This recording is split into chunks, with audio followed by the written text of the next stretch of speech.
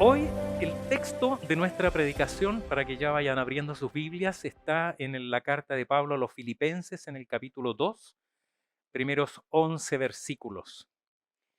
Y quiero comentar con la iglesia antes de comenzar la predicación que el texto que originalmente habíamos planificado era otro, estaba en el libro de los Hechos en el capítulo 2, donde habla de los comienzos de la iglesia y originalmente pensaba predicar en ese texto porque habla de cómo se fueron construyendo justamente estas comunidades de fe a partir de la iglesia creyente ahí en Jerusalén.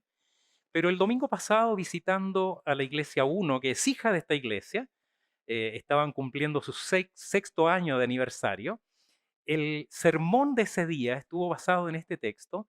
Yo comentaba con el pastor Jonathan que hubiera tomado ese sermón y le hubiera dicho: pastor, venga y predíquelo el próximo domingo, porque era exacto lo que nosotros hemos estado conversando y por lo tanto, vuelvo a decir, si hubiera sido posible y no hubiéramos coincidido en horario, él habría estado predicando hoy ese sermón para nosotros. Así que lo que hice fue pedirle permiso para usar la estructura de su sermón, sus puntos principales y traerlos para nosotros y compartirlos el día de hoy, a lo que él se prestó con mucho agrado. Así que vamos a predicar en Filipenses capítulo 2, desde el versículo 1 al 11. Va a ser proyectado, usted lo tiene en su Biblia, pongámonos de pie para leer este texto. Dice: por tanto, si hay alguna consolación en Cristo, si algún consuelo de amor, si alguna comunión del Espíritu, si algún afecto entrañable, si alguna misericordia, completad mi gozo sintiendo lo mismo, teniendo el mismo amor, unánimes, sintiendo una misma cosa. Nada hagáis por contienda o por vanagloria, antes bien con humildad, estimando cada uno a los demás como superiores a él mismo, no mirando cada uno por lo suyo propio, sino cada cual también por lo de los otros. Haya pues en vosotros este sentir que hubo también en Cristo Jesús, el cual, siendo en forma de Dios, no estimó el ser igual a Dios como cosa a que aferrarse, sino que se despojó a sí mismo, tomando forma de siervo, hecho semejante a los hombres, y estando en la condición de hombre, se humilló a sí mismo, haciéndose obediente hasta la muerte y muerte de cruz. Por lo cual Dios también le exaltó hasta lo sumo y le dio un nombre que es sobre todo nombre, para que en el nombre de Jesús se doble toda rodilla de los que están en los cielos y en la tierra y debajo de la tierra, y toda lengua confiese que Jesucristo es el Señor, para gloria de Dios Padre. Amén. Oremos al Señor. Señor, al abrir tu palabra desde las páginas de las Sagradas Escrituras, lo hacemos conscientes de que estas palabras no son letra de hombre, no son pensamientos humanos, sino que tu Santo Espíritu inspiró este texto integralmente, sin error, sin falla, para bendecir a tus hijos. Y que aquello que tú hiciste ya hace 2000 años, Señor, continúa además vigente hasta nuestro tiempo. Que ella continúa siendo relevante para cada uno de los creyentes y para el mundo. Y por eso, Señor, humildemente ahora te pedimos que podamos disponer nuestras vidas para ser examinadas por tu palabra y también que nuestros corazones estén dispuestos a sujetarnos a ella. Lo pedimos en el nombre de Jesús. Amén. Tomen asiento, por favor. Nuestra serie que hemos llamado Terrenalmente Santos, enfocada en cómo vivir la espiritualidad en el siglo XXI, pensando en los medios de gracia que el Señor dejó para la edificación de la iglesia, algunos de los cuales hacemos regularmente: la oración, la adoración, este ser comunidad, las sagradas escrituras, los sacramentos, que son parte también de la bendición con la que el Señor sostiene a su iglesia, y que podríamos, por tanto, seguir hablando muchos otros domingos. Está hoy terminando con este sermón que se enfoca en el valor de ser comunidad. Y lo hacemos, como dijimos desde el comienzo, tomando en cuenta que somos una comunidad en medio de otras comunidades. Que la iglesia es una comunidad en medio de la cultura de su tiempo, en una sociedad que tiene distintas miradas sobre los temas que nos son a nosotros comunes y que en muchos casos hoy día, especialmente en este tiempo, se va transformando en una sociedad que no solo es crítica de la iglesia, sino que en muchos sentidos hostil a ella. Hostil al cristianismo especialmente, porque se vive una especie de resurgimiento de la espiritualidad. Si usted conversa con personas de nuestro tiempo, jóvenes o adultos jóvenes, se va a dar cuenta que ellos buscan formas de espiritualidad. No es que se haya cerrado, al contrario, la cultura de nuestro tiempo parece estar mucho más abierta que hace algunos 50 o 60 años atrás a toda forma de espiritualidad. Todo lo que suene a místico, pero no el cristianismo. El cristianismo es impopular. El cristianismo está en tela de juicio, porque son personas cerradas, obtusas, intolerantes, que tienen discursos de odio y todas esas cosas que oímos regularmente. Así que hábleme de cualquier gurú en el mundo y va a ser bienvenido, pero no me hable de Cristo. Cristo está siendo intencionalmente quitado del lenguaje cotidiano en nuestra sociedad. En cuanto a comunidades, ¿cómo es la cultura que nos rodea? Es una cultura que en cuanto a sus relacionamientos, esto no es opinión personal, lo dicen los estudiosos de los fenómenos sociológicos, es una cultura profundamente utilitarista, narcisista y egoísta. Y que de alguna manera, por las mismas razones, ven los cristianos una amenaza, porque ellos promueven un estilo de vida centrado en el altruismo, enfocado en hacer en otros lo que quisiera para mí, la regla de oro. Es esta la fuente de inspiración de sus relacionamientos y por tanto incluso tiene un costo. Hay un costo de renuncia, de tiempo, de recursos invertidos en bendecir a otros. Es de locos, porque la cultura de nuestro tiempo no va en esa dirección, excepto, por supuesto, algunas personas que son de una manera natural altruistas o generosos con su tiempo, no necesariamente por ser creyentes. La pregunta que podría ser necesario hacernos hoy ¿es la iglesia influyente hoy en nuestra sociedad por su forma de ser comunidad? ¿O está la iglesia del presente asimilando las características de esta comunidad que nos rodea, utilitarista, narcisista y egoísta, en conformidad con las tendencias del mundo? Ser luz y sal de la tierra, como somos llamados a hacerlo, exige de nosotros ser el tipo de comunidad que Jesucristo, cabeza de la iglesia, espera.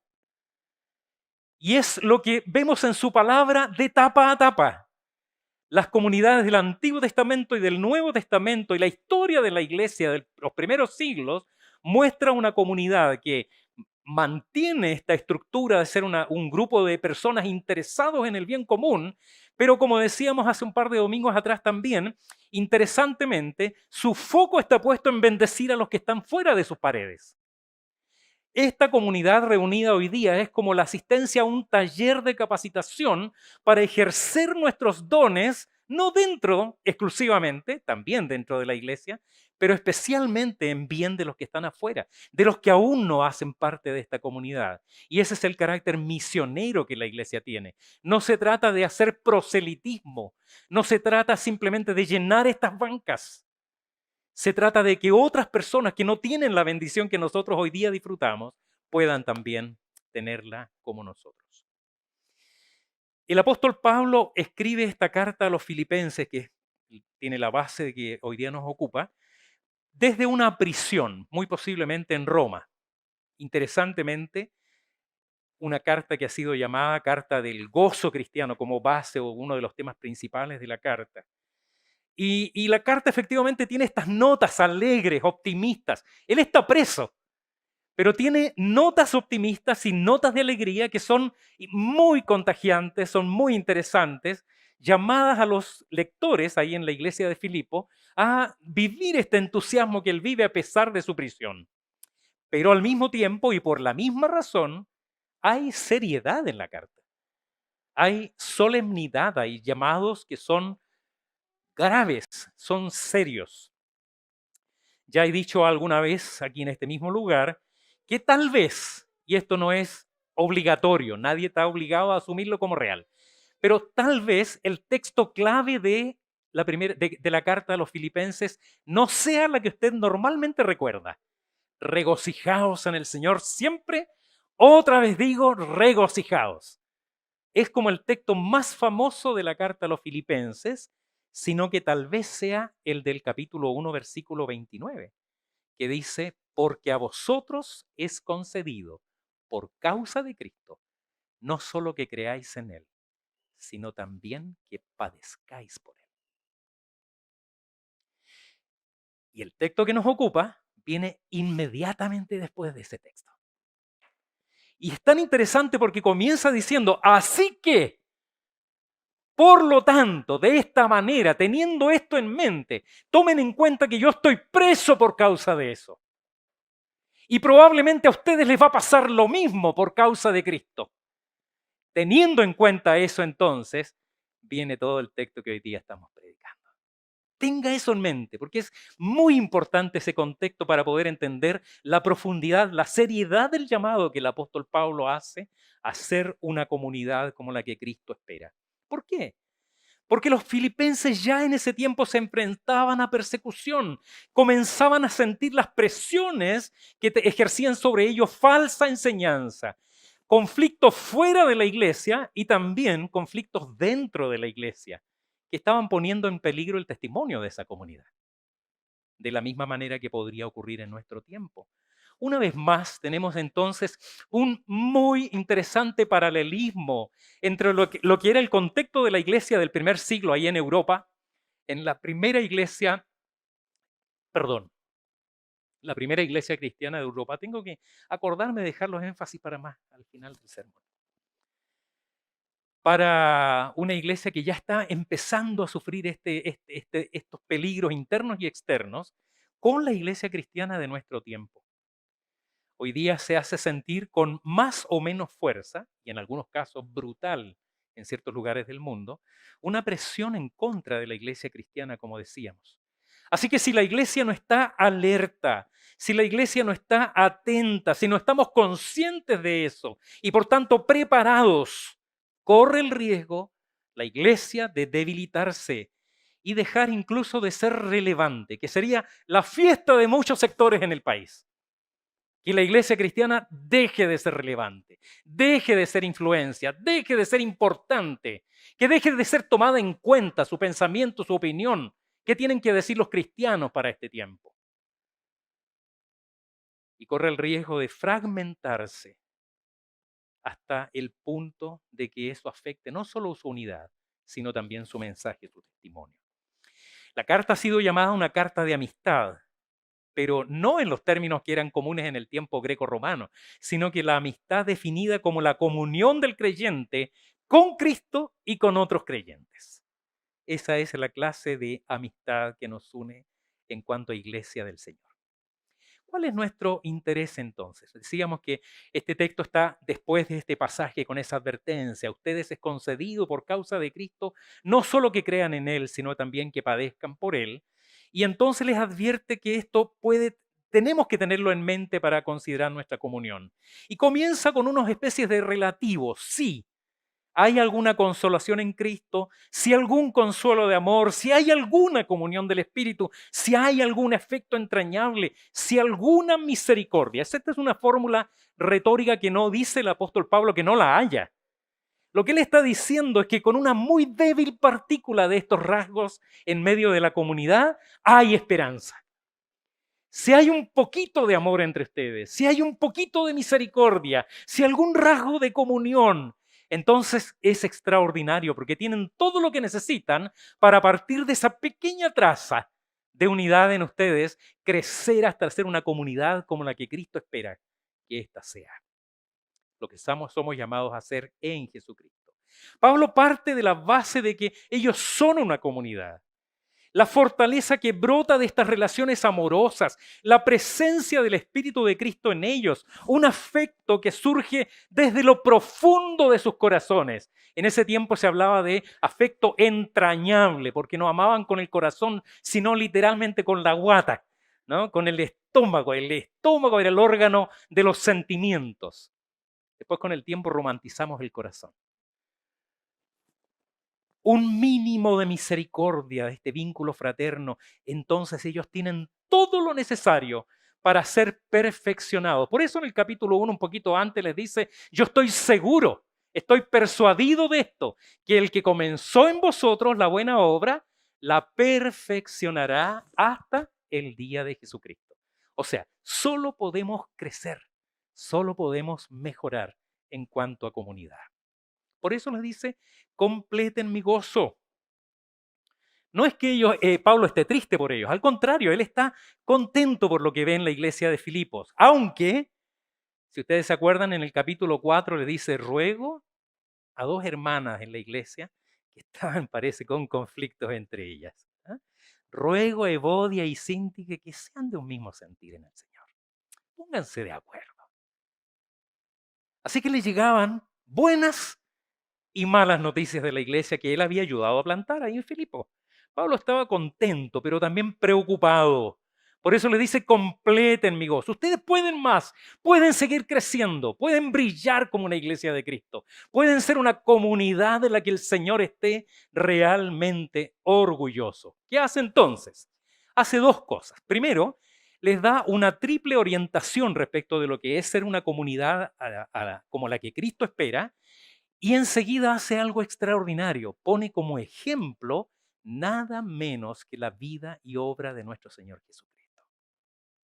Primero les da esta triple orientación y después pone como ejemplo de lo que está diciendo nada menos que la sublime obra de Jesucristo en la cruz por nosotros.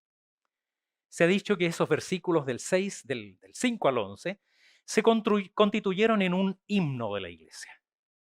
Un verdadero himno de la iglesia, que tiene profundidades teológicas insondables y, por cierto, también tremendas implicaciones prácticas. Hay encarnizadas controversias hasta el día de hoy, cientos de artículos teológicos publicados solamente respecto de este despojarse de Cristo.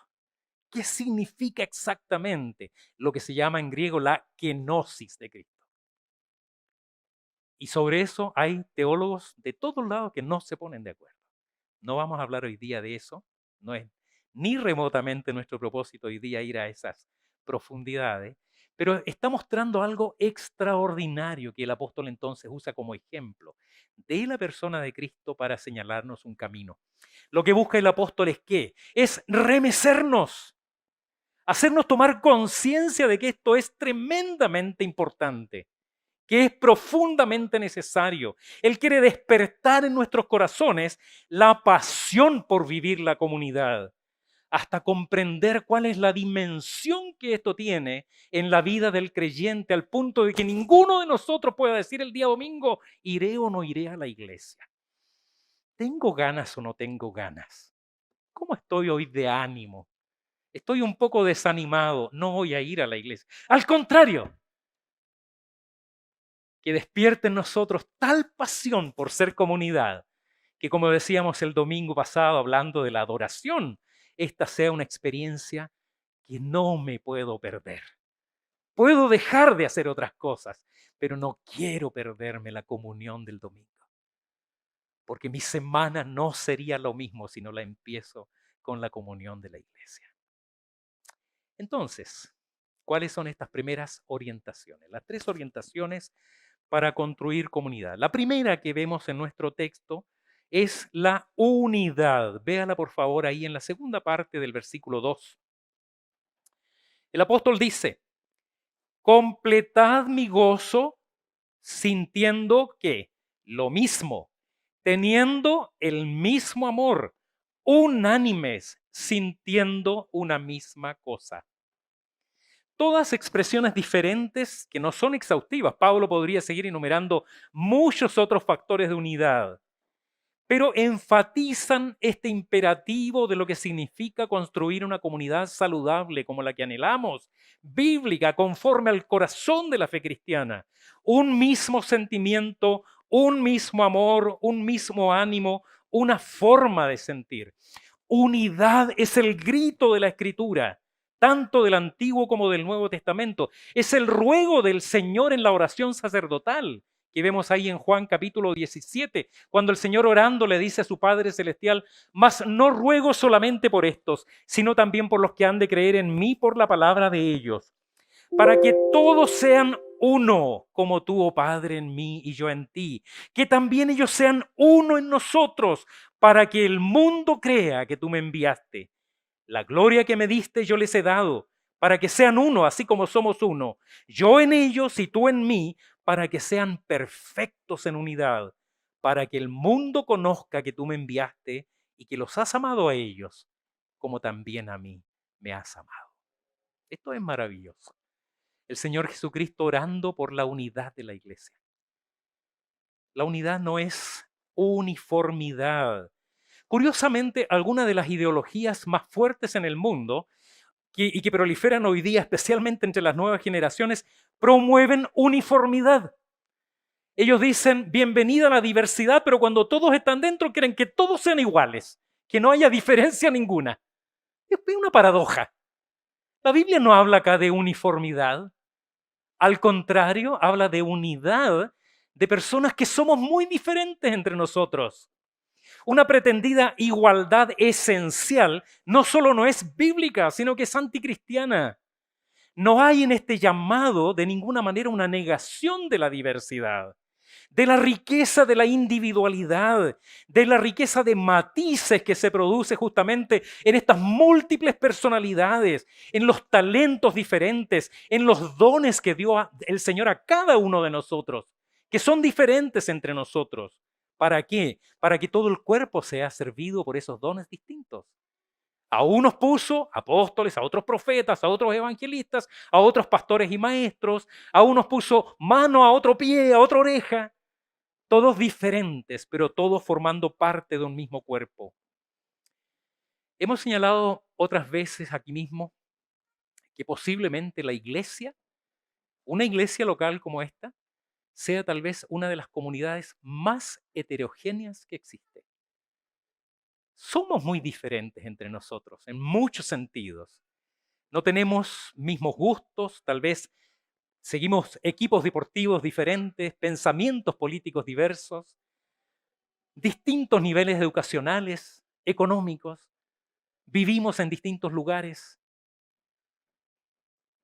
Tampoco hay unidad en una bolsa de gatos. Usted sabe perfectamente lo que significa una bolsa de gatos, ¿no? Ahí hay unidad o no hay unidad.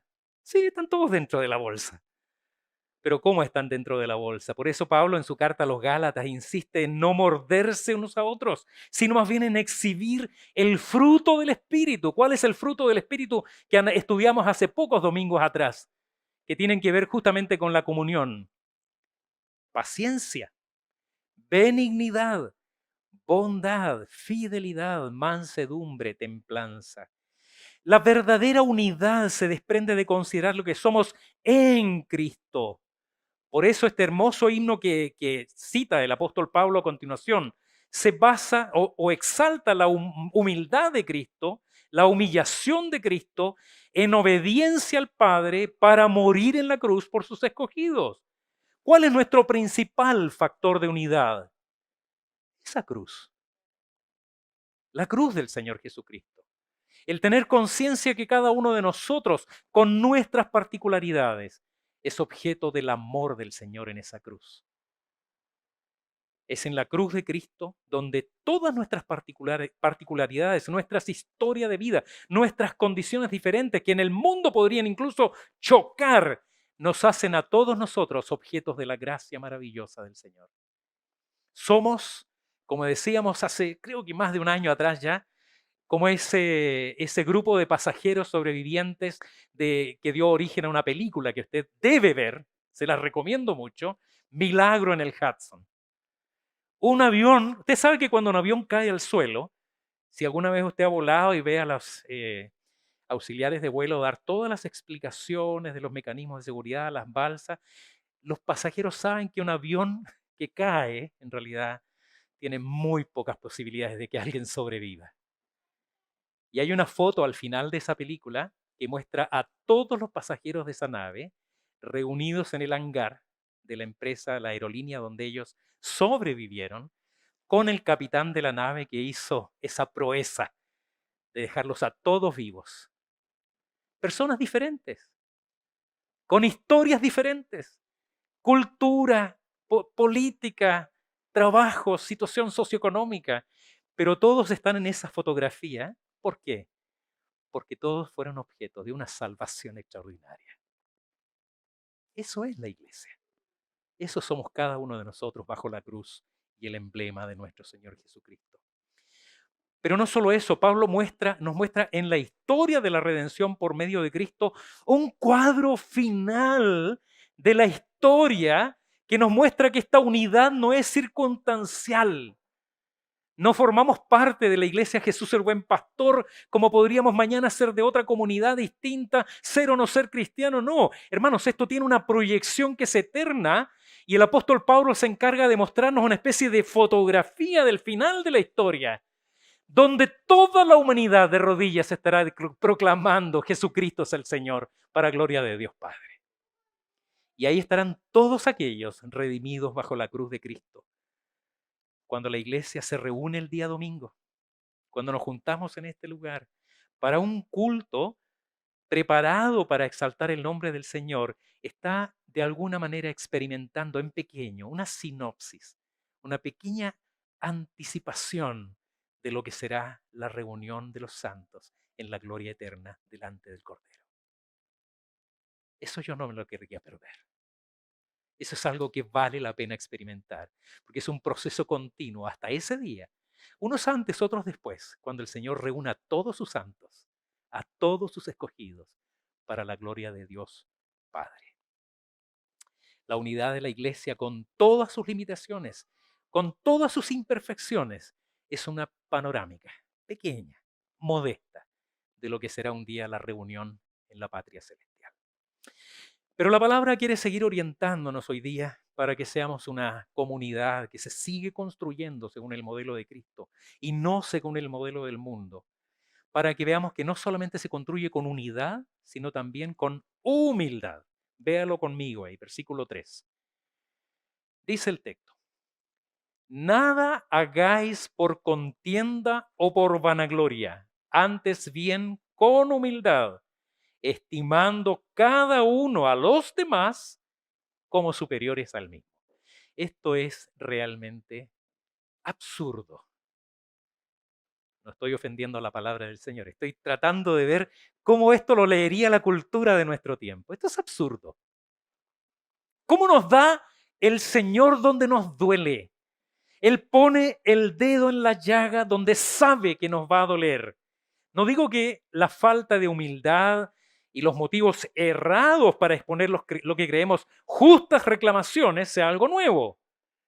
No es nuevo esto en la historia de la iglesia. Es tan antiguo como Caín, ¿no?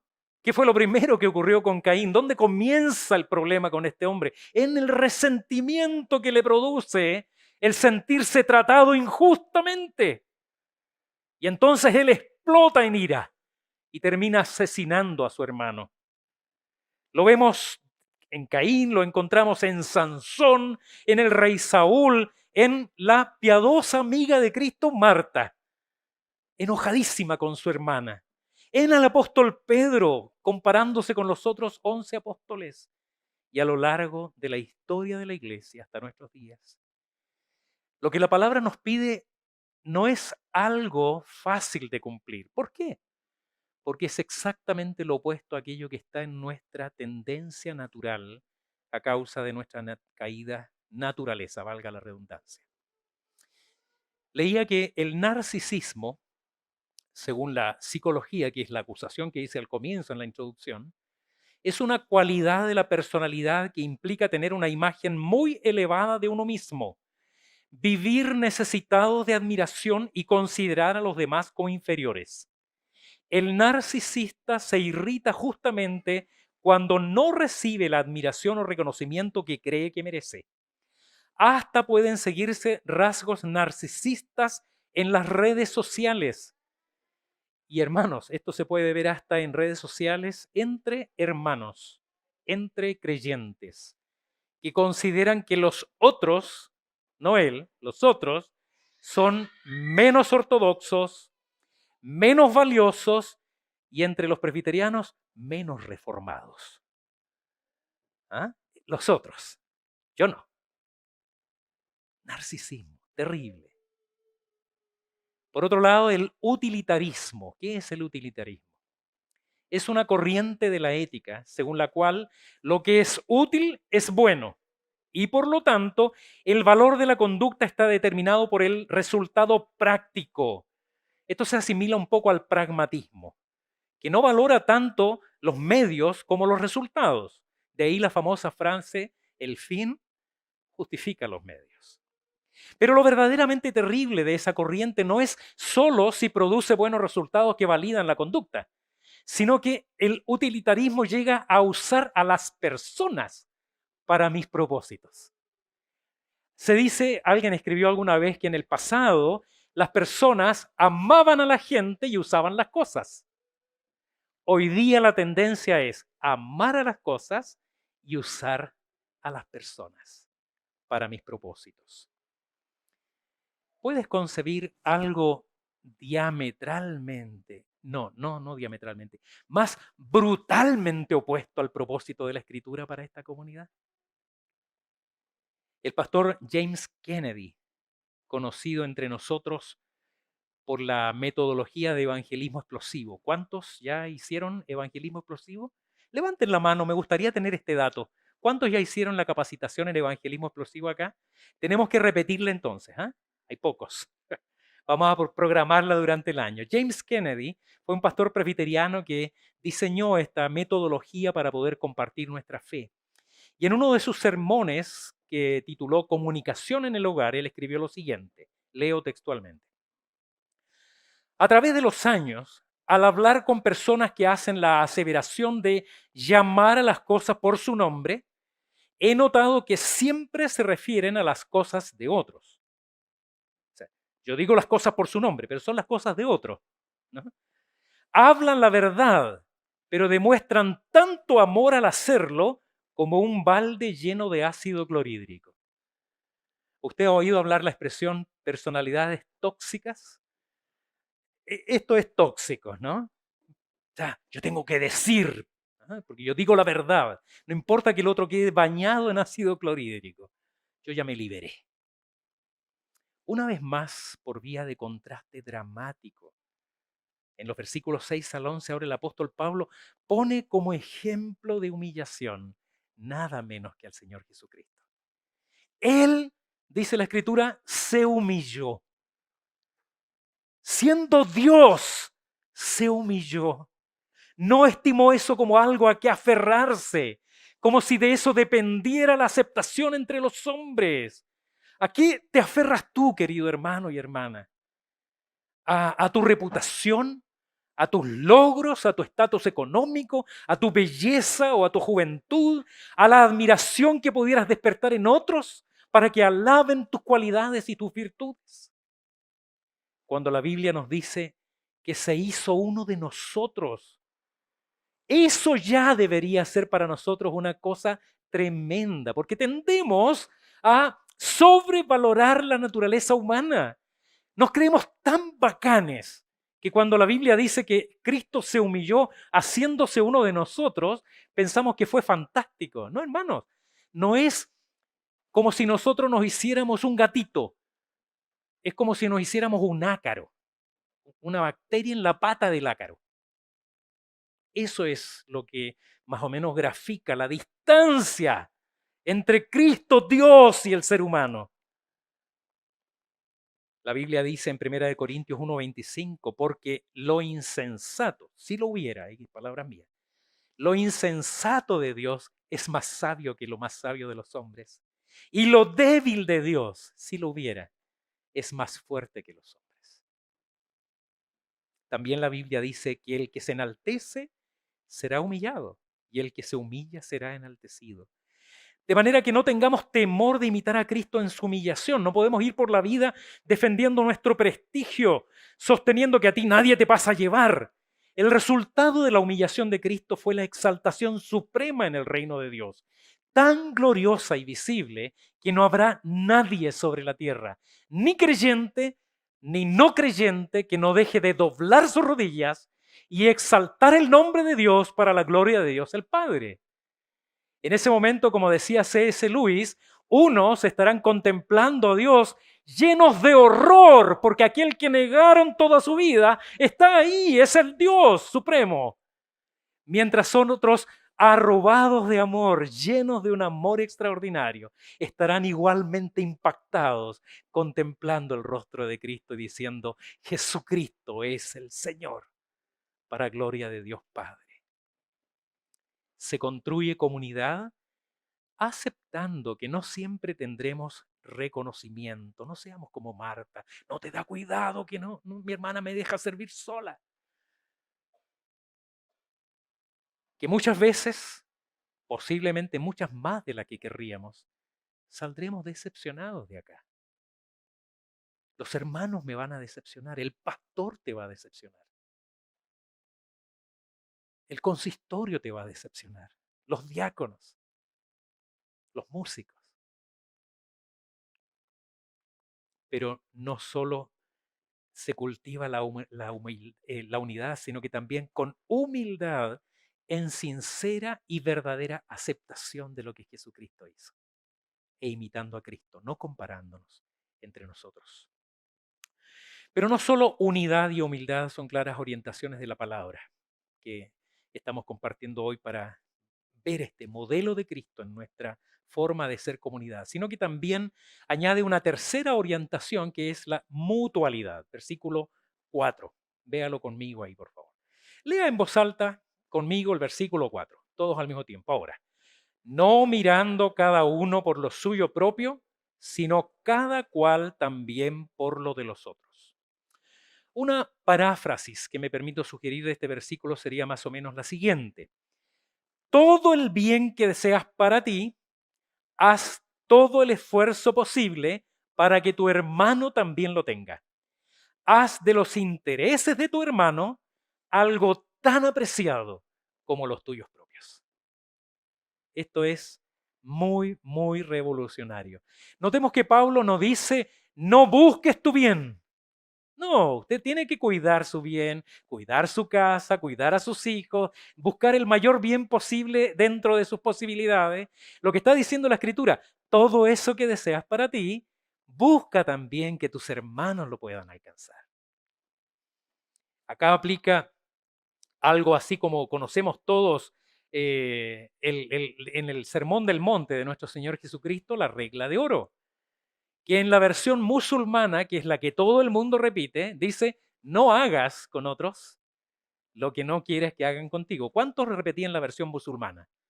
Apuesto que muchos de nosotros repiten sin saberlo la versión del Corán. No hagas con otro lo que no quieres que hagan contigo. Eso no es cristiano. El Señor Jesucristo lo expresó de manera positiva, proactiva.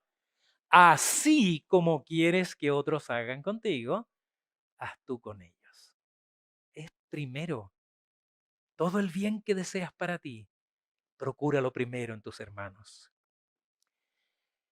Bruce Waltke, un comentarista reformado del Antiguo Testamento, comentando el libro de Proverbios, resume la esencia del libro de Proverbios, este libro de sabiduría, diciendo que sabio es aquel que intencionalmente busca el beneficio de la comunidad junto con el suyo propio. Pero el que se enfoca en su propio beneficio individual, no importándole el bien de los demás, ese es necio, porque a la larga no solo destruye a la comunidad, sino que se destruye a sí mismo. Y eso es lo que caracterizó a la comunidad de los creyentes del primer siglo. El libro de los Hechos, que era un poco el texto que yo tenía en mente usar originalmente, habla de que todos los que habían creído estaban juntos, tenían en común todas las cosas, vendían sus propiedades y sus bienes y lo repartían a todos según la necesidad de cada uno, y perseverando unánimes cada día en el templo y partiendo el pan en las casas, comían juntos con alegría y sencillez de corazón, alabando y teniendo favor con todo el pueblo, y el Señor añadía cada día a la iglesia los que habían de ser salvos. Alguien podría decir leyendo eso no se puede sostener en el tiempo. No se puede. ¿Y sabe qué? Tendría razón, porque no se sostuvo. Poquito tiempo pasó y ya la iglesia estaba con conflictos por eso. Es nuestra naturaleza, nuestra condición caída, porque anteponemos finalmente deseos propios a los deseos de la comunidad.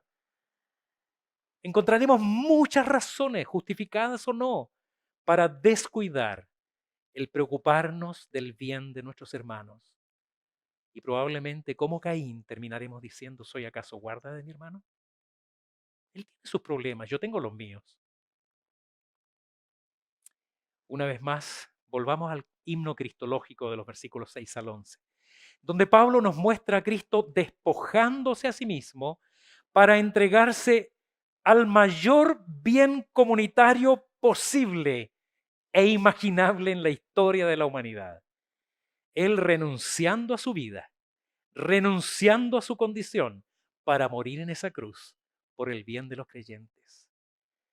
Para que un día toda la creación, primeramente los escogidos, pero también toda la creación, la naturaleza entera, volvamos a nuestro propósito original y podamos disfrutar de la plenitud de gozo que fue diseñado para nosotros.